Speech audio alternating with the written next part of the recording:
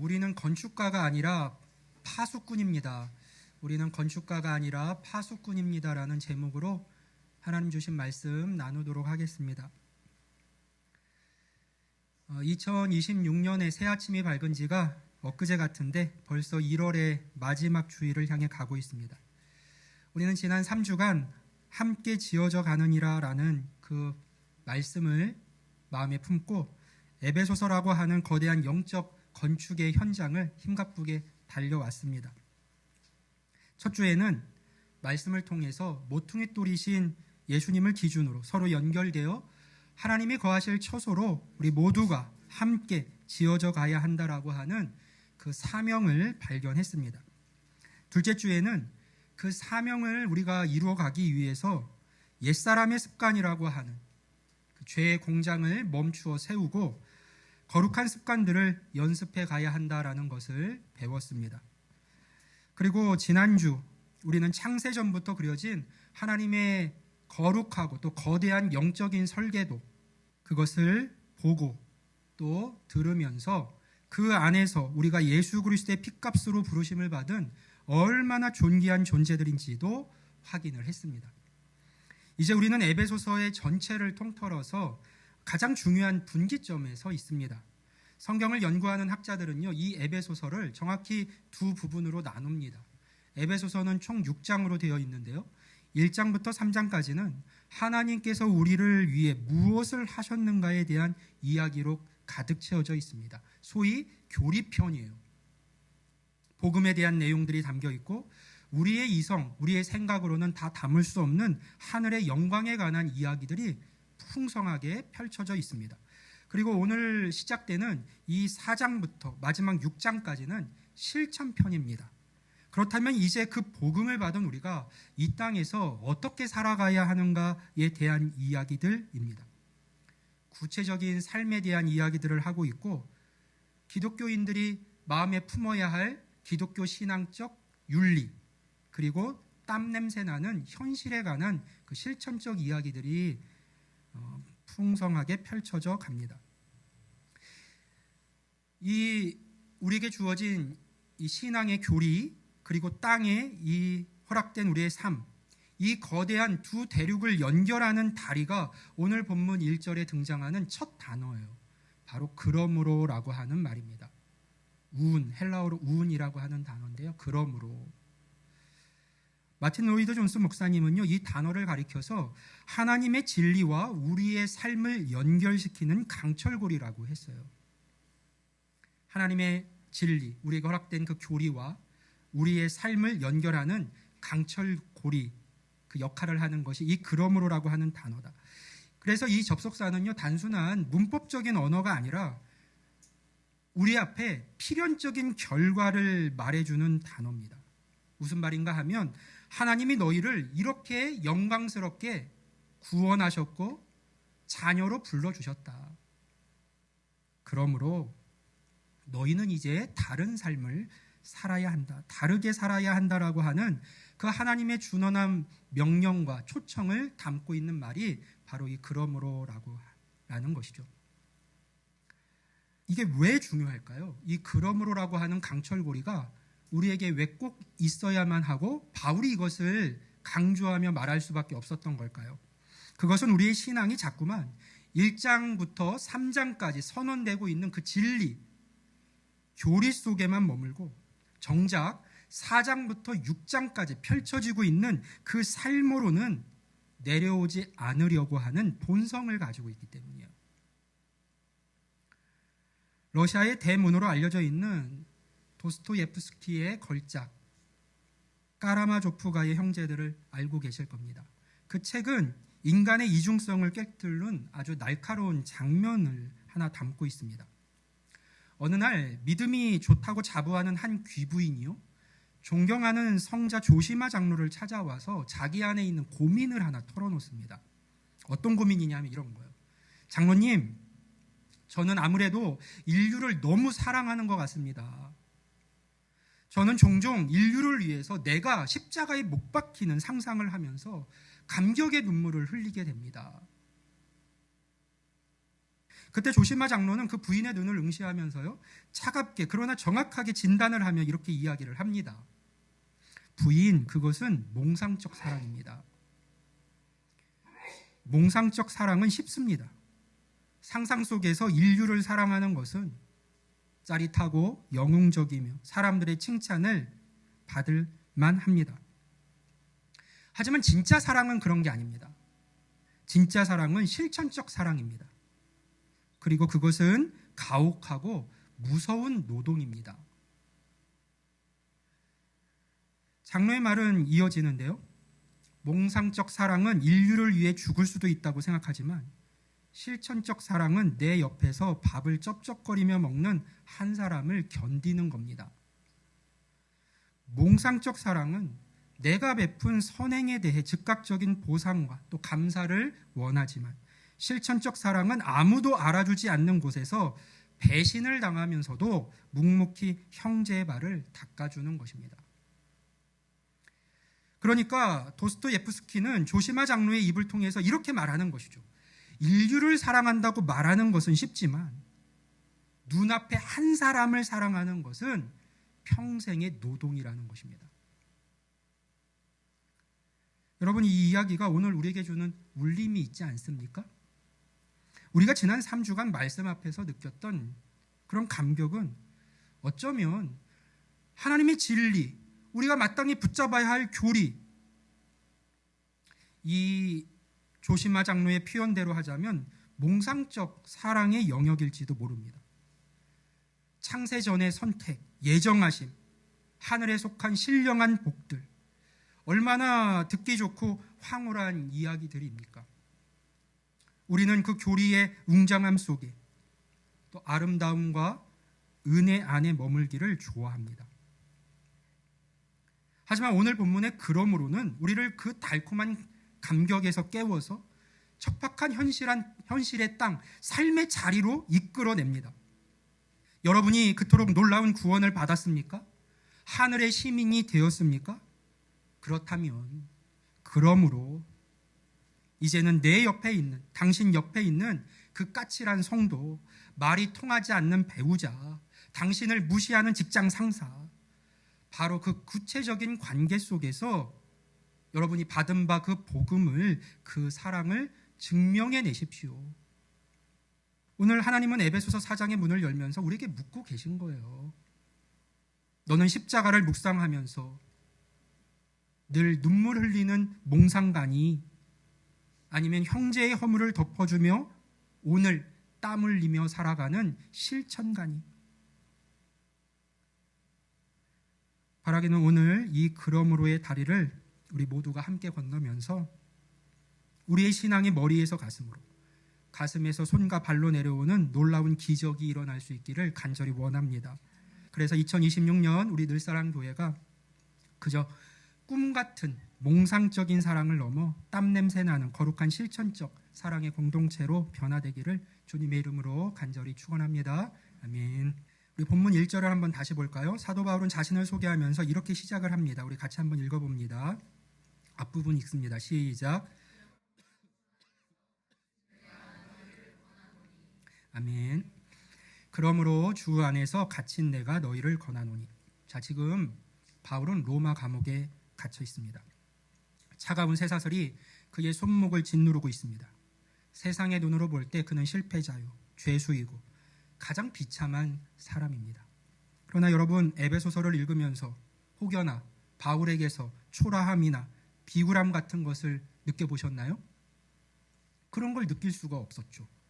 오히려 그는 감옥 밖에 자유로운 사람들을 향해서 호소하며 권면합니다. 그의 육체는 쇠사슬이라고 하는 물리적인 무게에 짓눌려 있었지만 그의 영혼만큼은요, 세상이 감당할 수 없는 영적인 무게와 자유함을 지니고 있었기 때문이요.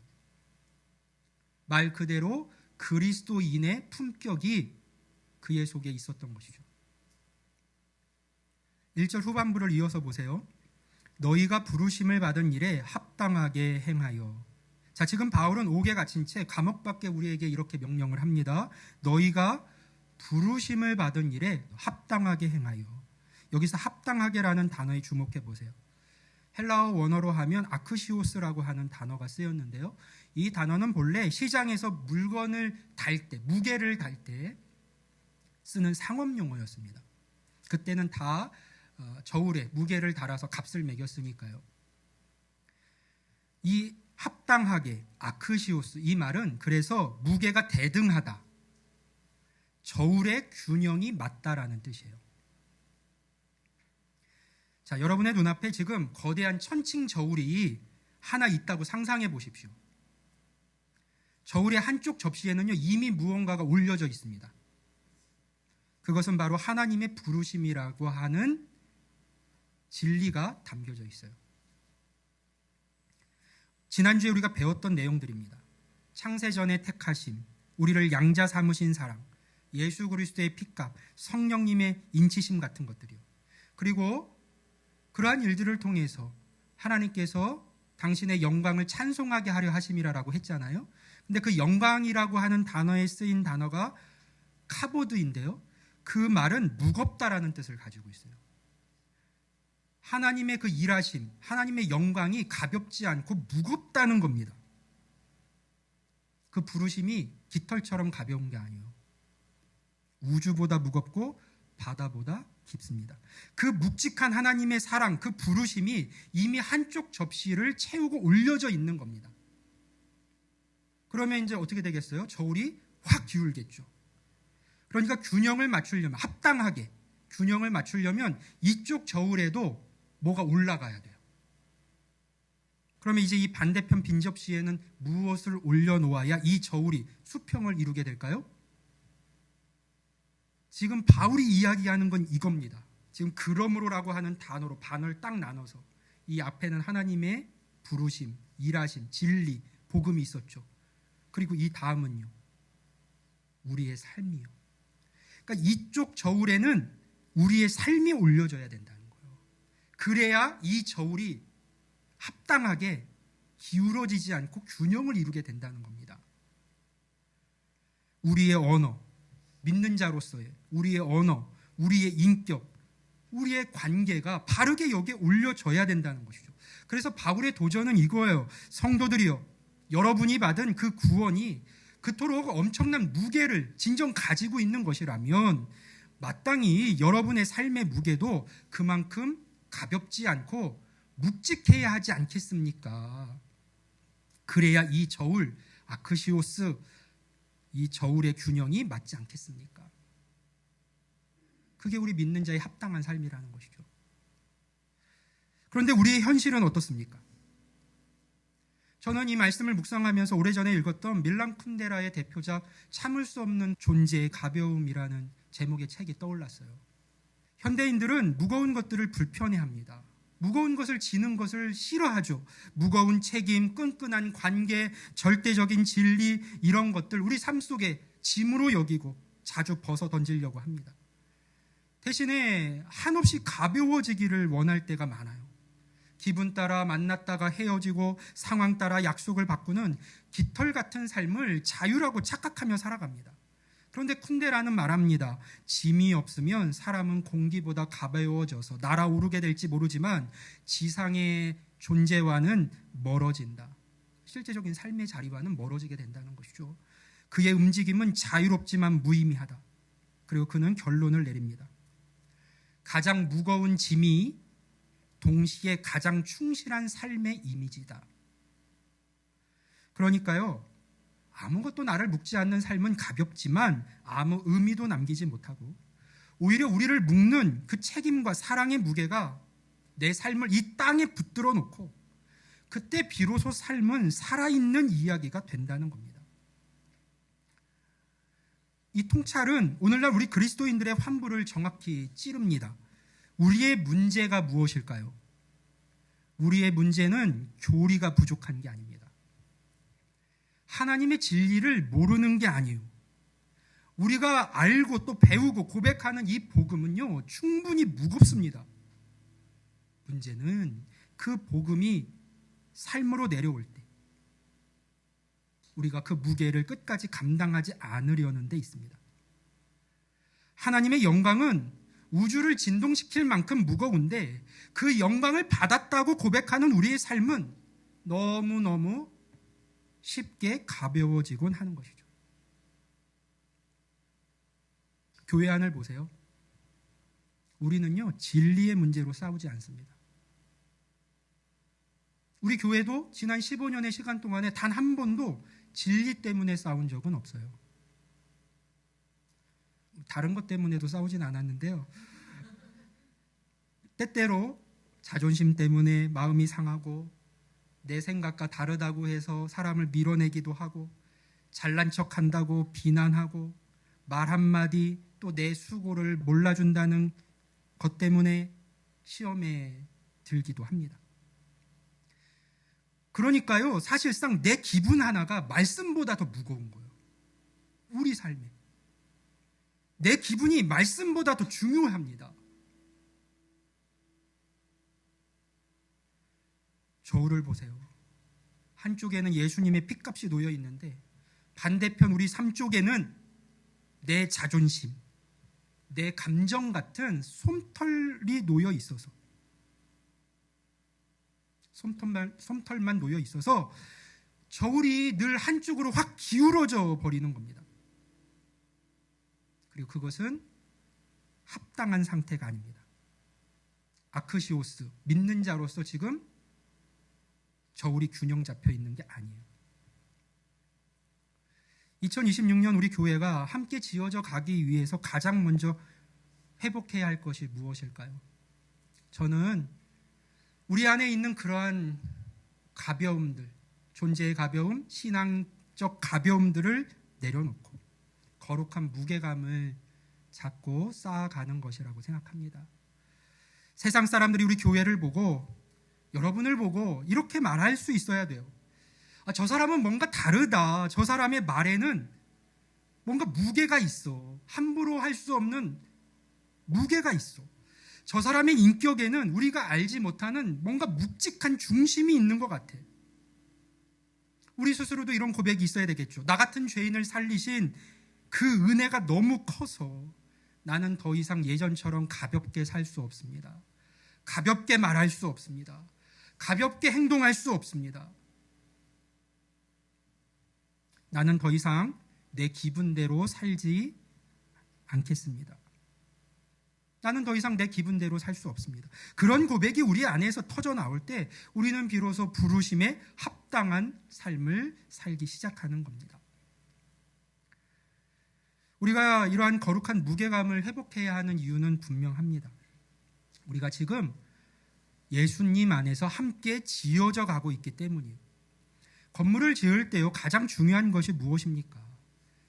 튼튼한 벽돌도 중요하지만 더 중요한 건 그 벽돌들을 잘 쌓아서 무너지지 않게 하는 것이겠죠.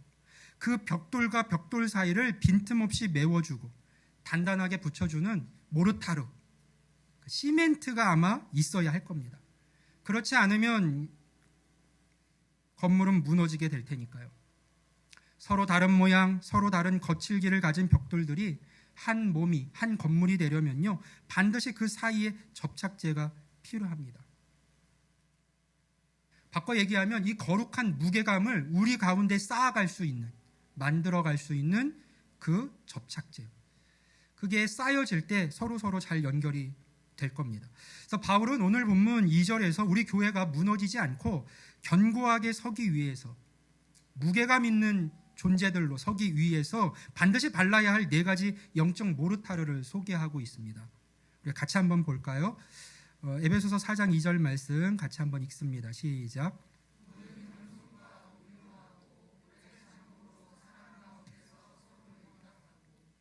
아멘.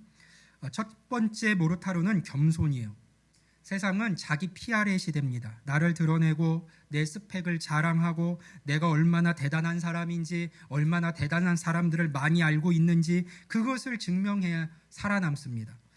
그러나 성경은 정반대를 말해요. 교회의 기초는 바로 겸손입니다. 어떻게 해야 이 교회가 든든하게 잘 세워질 수 있는가? 우리 안에 있는 그 거룩한 무게감, 첫 번째 쌓아야 될 것은 바로 겸손이에요. 겸손이 무엇입니까? 단순히 아우 저는 못합니다. 저는 너무 부족해요. 저는 아직 한참 멀었습니다. 그렇게 뒤로 빼는 게 겸손이 아닙니다. 종교개혁자 존 칼빈은 기독교 강요회에서 겸손을 이렇게 정의했습니다. 겸손이란 나에게는 자랑할 것이 아무것도 없으며 나의 모든 선한 것이 오직 하나님께로부터 왔음을 진심으로 인정하는 것이다. 그걸 겸손이라고 했어요. 그러니까 진정한 겸손은요, 이런 마음으로 나를 바라보고 동시에 타인을 바라보는 겁니다. 그러면 내가 자랑할 것이 없고 모든 좋은 것이 하나님께로부터 왔다라고 한다면 우리가 서로를 어떻게 대하게 될까요? 나를 높이려고 하기보다는 상대방을 높이려고 하는 마음이 우리 안에서 일어날 겁니다. 옆에 있는 김 집사님을 볼 때, 최 집사님을 볼 때, 박 집사님을 볼 때, 아, 저분에게도 하나님의 형상이 있구나. 나보다도 더 아름답게 그 형상이 더 충만히 세워져 있구나. 저분이 영적으로 나보다 훨씬 더 낫구나. 세상적인 게 아니라. 그것을 진심으로 자신을 돌아보고 상대방을 인정할 수 있는 태도입니다. 성도 여러분, 벽돌이 튀어나와 있으면 붙기가 쉬울까요? 어려울까요? 어려워요. 내가 튀어나오려고 하면 연합은 깨집니다. 나를 깎아서 평평하게 만드는 것, 그것이 겸손이고 연합의 시작입니다. 두 번째 모르타르는 온유예요. 오늘 이 말씀을 여러분과 조금 더 깊이 묵상하고 싶은데요, 많은 분이 온유를 유약함이나 힘이 없어서 쩔쩔매는 상태로 오해합니다. 천만의 말씀이에요. 헬라 원어인 프라우테스는요, 고대 그리스에서 길들여진 야생마를 묘사할 때 쓰던 단어입니다. 그 이미지를 생각해 보세요. 길들여진 야생마. 그에게는 근육이 있습니다. 폭발적인 에너지가 있죠. 뒷발로 사람을 걷어찰 수 있는 엄청난 힘이 있습니다. 그런데 온유는 그 힘이 거세된 게 아니에요. 빼앗겨진 게 아닙니다. 그대로 가지고 있어요. 다만 그 무서운 힘이 주인의 명령 아래에 완벽하게 통제되고 있는 상태입니다. 그러니까 온유라고 하는 것은 쓸 수 있는 힘이 내게 있지만 더 높은 뜻을 위해서 그 힘을 쓰지 않는 능력이에요. 찌를 수 있는 칼을 손에 쥐고 있지만요, 공동체를 살리기 위해서 그 칼을 칼집에 꽂아두는 절제력이 온유입니다. 이 프라우테스, 즉 강인한 오유를 잘 보여주는 인물이 있습니다. 빅토르 위고의 걸작 레미제라블에 등장하는 미리엘 주교예요. 19년 동안 감옥살이를 하고 나온 전과자 장발장이요, 미리엘 주교의 사택에서 하룻밤을 묵게 됩니다. 주교는 그를 따뜻하게 대접을 했지만 장발장은 그날 밤 주교가 아끼던 은접시를 훔쳐서 달아나죠. 결국 그는 헌병들에게 붙잡혀서 다시 주교 앞으로 끌려옵니다. 이 장면을 주목해 보세요. 지금 주교에게는요, 완벽한 힘과 명분이 있습니다. 저 사람이 훔쳐갔습니다. 저 사람이 도둑입니다. 저 사람이 또다시 죄를 지었습니다. 내 것을 가져갔습니다. 이 한마디만 하면요, 그 배은망덕한 죄인을 다시 감옥에 쳐놓고 정의를 구현할 수가 있었어요. 그것은 미리엘 주교에 있어서는 정당한 권리였습니다. 내 것을 가져갔으니까요. 누구도 주교를 비난하지 않을 거예요. 도둑을 비난하겠죠. 자기를 도와줬는데. 그러나 미리엘 주교는 그 결정적인 순간에 자신이 가진 그 심판의 힘을요, 구원의 힘으로 바꿉니다. 헌병들에게 이렇게 말을 해요. 아닙니다. 저 은접시는 내가 저 사람에게 선물로 준 겁니다. 그런데 친구요, 왜 내가 함께 준 은촛대는 가져가지 않았습니까? 이게 더 좋은 건데 이것도 가져가십시오. 그러면서 그는 자신의 마지막 남은 재산이나 다름없는 은촛대까지 그에게 챙겨주죠. 여러분, 이게 온유입니다. 주교는 바보라서 당한 게 아니에요. 멍청해서 참아야만 했던 게 아닙니다. 힘이 없어서 그런 선택을 한 게 아니었어요. 한 영혼을 살리기 위해서, 자신에게 있는 그 정당한 분노와 심판의 권리를 스스로 포기한 것이죠. 그 길들여진 힘 앞에서 19년 동안 세상에 대한 증오로 얼어붙어 있었던 장발장의 영혼이 녹아내립니다. 위고는 이 장면을 통해서 법은 죄인을 정죄하지만 온유한 사랑은 죄인을 변화시킨다라고 하는 위대한 진리를 우리에게 보여줍니다. 사랑하는 성도 여러분, 교회 안에서 누군가가 여러분을 찔렀습니까? 억울한 말을 들으셨어요? 여러분에게도 받아칠 말발이 있고 따질 수 있는 논리가 있고 화를 낼 수 있는 힘이 있을 겁니다. 그러나 주님을 위하여, 교회의 하나됨을 위하여 그 칼을 칼집에 꽂으십시오. 내가 져준다, 내가 오늘 참는다. 여러분, 그것은 패배가 아니에요. 그것이야말로 장발장을 변화시킨 미리엘 주교의 능력이고 십자가에서 말없이 죽으신 예수 그리스도의 위대한 능력, 바로 온유입니다. 세 번째 모르타르는 오래 참음입니다. 오래 참음은 문자적으로 분노가 폭발하기까지 시간이 아주 오래 걸린다는 뜻입니다. 도화선이 긴 폭발물을 생각하시면 돼요. 폭발물이 있고 누군가 불을 붙입니다. 터지라고. 근데 도화선이 엄청 긴 거예요. 불을 붙여도 터지지 않고 기다려주는 것. 그것이 바로 오래 참음입니다. 신앙인은 도화선이 길어야 돼요. 불을 붙이죠. 그러나 도화선이 길어야 돼요. 왜 참아야 합니까? 우리는 다 아직 공사 중이니까요. 함께 지워져 가야 되는 사람들 아닙니까? 내가 그렇듯이 저 사람도 아직 덜 다듬어졌어요. 시멘트가 굳으려면 시간이 필요합니다. 그래서 우리 지금 함께 연결되어 같이 하나님 집 지으려고 하는 거잖아요. 마찬가지로 사람이 변하려면 기다림이 필요합니다. 왜 저 사람은 아직도 저 모양이야? 우리 그렇게 하지 말자고요. 나를 봐요. 나라고 하는 공사판을 주님께서 보시면서 지금껏 참아주셨잖아요. 하나님도 이 엉망진창인 나라는 공사판을 보시면서 평생을 참아주셨습니다. 그 하나님의 오래 참으심이 있었기에 오늘 우리가 여기 있는 것이죠. 그것을 기억하시길 바라요. 우리 한 번에 갈 수는 없지만 하나님의 그 놀라운 도화선을 도화선의 길이를 우리도 조금씩 닮아갈 수 있기를 바랍니다. 마지막으로 서로 용납함입니다. 네 번째 모르타르, 서로 용납함. 굉장히 현실적인 단어예요. 용납한다, 아네코마이.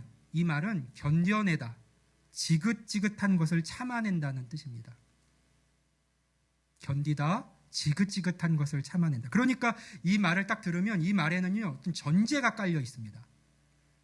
어떤 전제예요? 교회 안에는 우리가 참아주어야만 하는 껄끄러운 사람이 반드시 있다는 이야기입니다. 지긋지긋한 것을 참아낸다. 그러니까 어떤 사람이 있다는 거예요. 어떤 존재가. 지긋지긋하게 만드는 사람이 늘 있어요. 그래서 이 말씀이 나오는 겁니다. 나랑 코드 안 맞는 사람끼리 지내는 건요, 여러분 누구나 합니다. 그거는 세리도 하고 죄인들도 하는 일입니다. 하지만 복음의 능력은 다르죠. 도저히 섞일 수 없는 사람, 내 스타일이 아닌 사람, 심지어 나를 힘들게 하는 사람을 그리스도의 십자가 사랑 안에서 견뎌내며 한 가족으로 품어내는 기적, 그것이 복음의 능력입니다. 자, 이제 오늘 설교의 가장 중요한 핵심인 본문 3절을 우리 같이 한번 읽어볼까요? 에베소서 4장 3절입니다. 시작.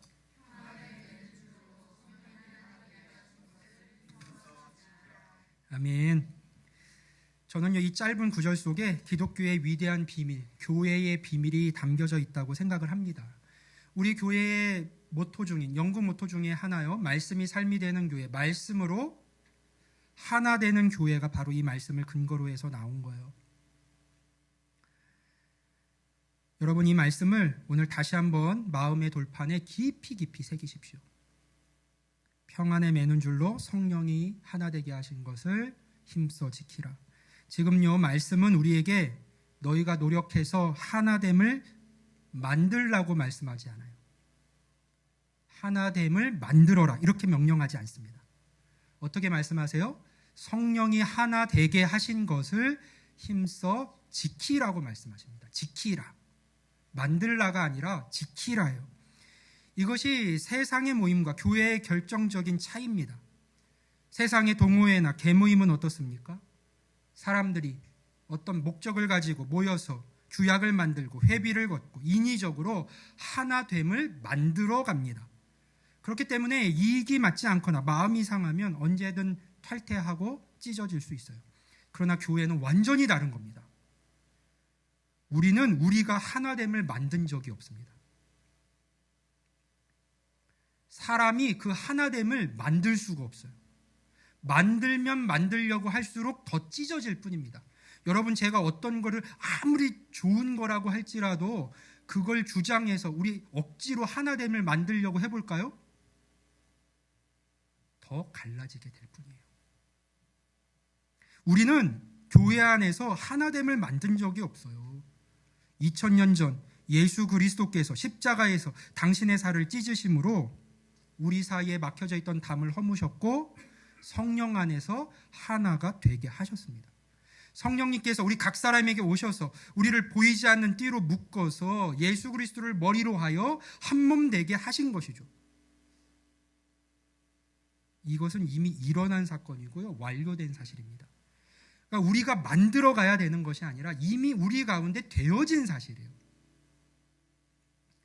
팔이 다리가 마음에 안 든다고 잘라낼 수 없듯이 우리는 운명적으로 하나가 된 사람들입니다.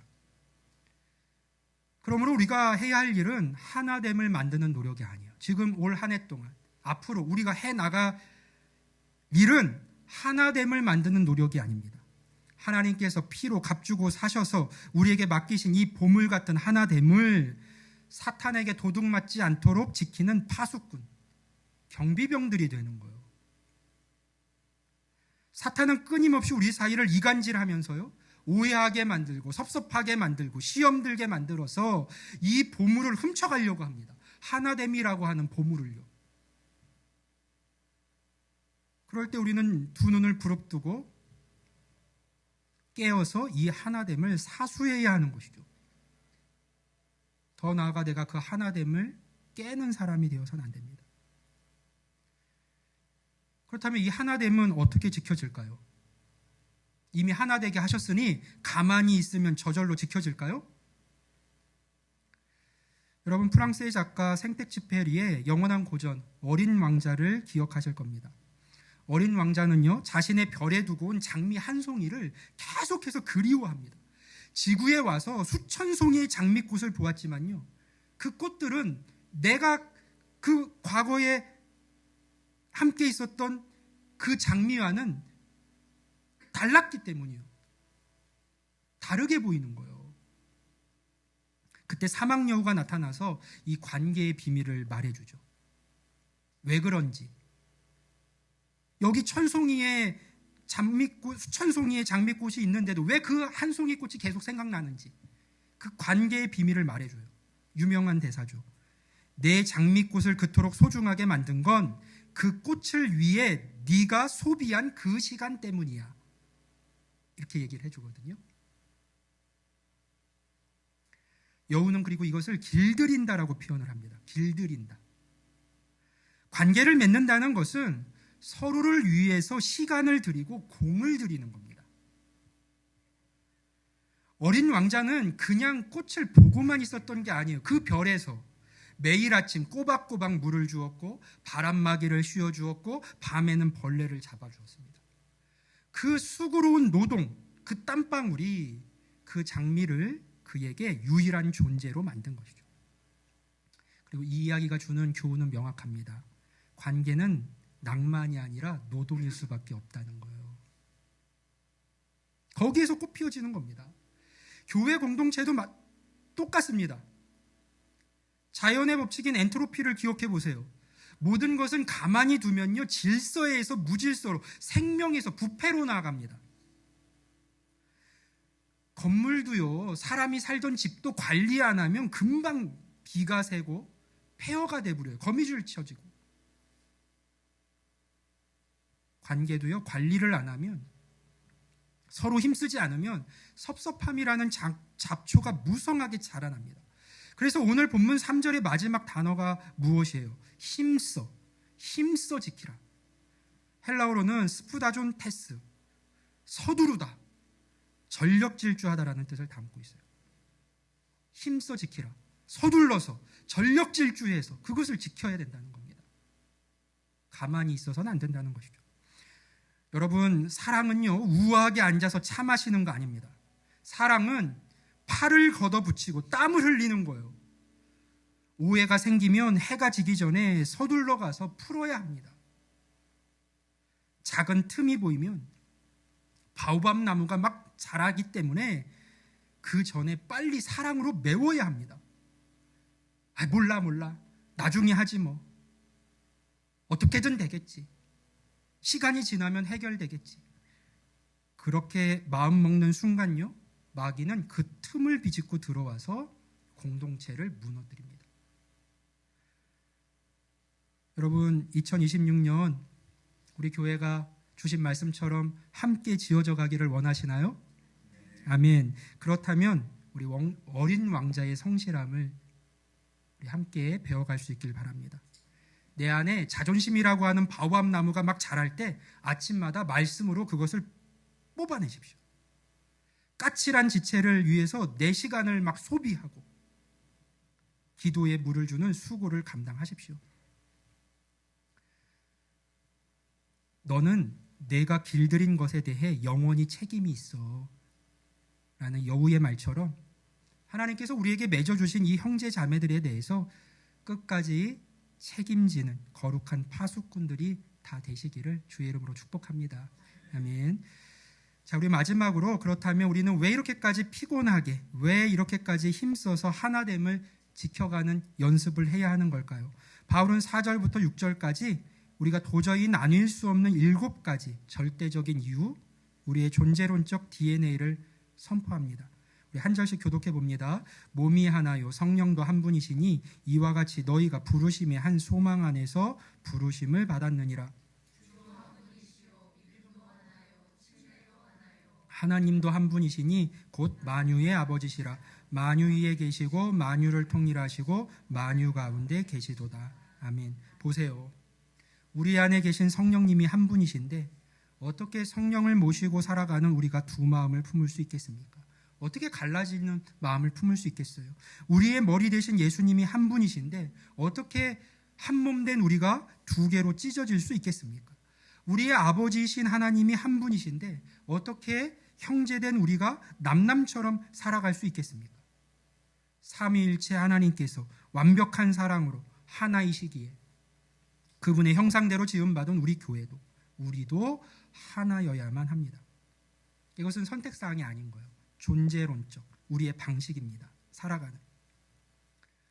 네덜란드의 신학자, 유명한 신학자인데요, 헤르만 바빙크가 이런 얘기를 해요. 이것을 가리켜서 유기적인 연합이다. 기계적인 연합이 아니라 유기적인 연합이라고 얘기를 하거든요. 무슨 말이냐 하면 우리는 공장에서 찍어낸 벽돌처럼 똑같이 생겨야 된다는 것은 아니라는 거예요. 우린 다 달라요. 그러나 내 몸에 눈과 코와 귀와 입이 다 다르지만 한 몸 안에서 유기적인 연결을 이루고 있는 것처럼 한 생명 안에서 우리도 그렇게 되어야 된다는 것이죠. 다 다르지만 기계처럼 똑같이 만들어져서 똑같은 벽돌로 세워지는 건 아니지만 조금씩 달라도 예수 그리스도, 머리 대신 예수님 안에서 한 몸이 되었으니 유기적으로 연결되어 거룩한 몸을 세워갈 수 있어야 된다는 겁니다. 그러니까 우리가 싸우고 갈라지는 것은 여러분 단순한 성격 차이의 문제가 아닙니다. 그것은 그리스도의 몸에 깊은 상처를 내는 일이고 하나님께서 하나로 묶어주신 생명의 질서를 아프게 거스르는 일입니다.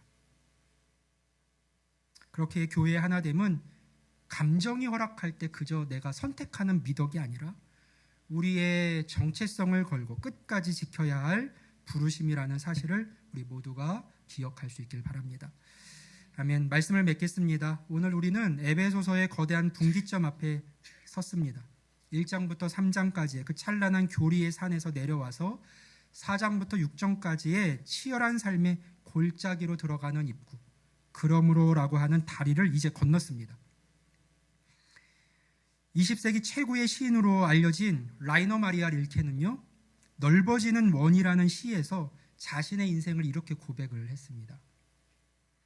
나는 사물 위로 넓어지는 원을 그리며 살아간다. 그 원이 온 세상을 뒤덮을지 어떨지 나는 모른다. 아마 나는 그 마지막 원을 완성하지 못할지도 모른다.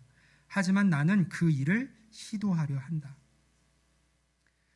시인은 호수에 돌을 던지면 그 동그라미의 파장이 점점 더 넓게 퍼져나가듯이 자신의 삶과 이 사랑의 반경을 끊임없이 넓혀가겠다고, 그 원을 넓혀가겠다고 다짐을 합니다.